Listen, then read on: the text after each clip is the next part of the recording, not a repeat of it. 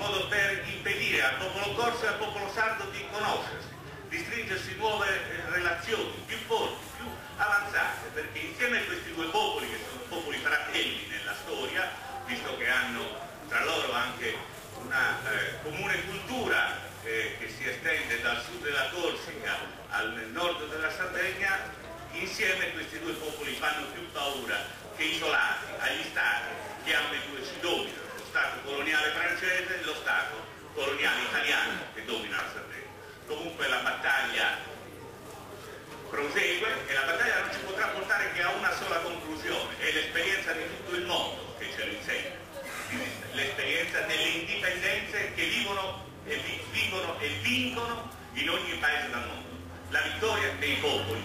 e la sconfitta degli stati coloniali.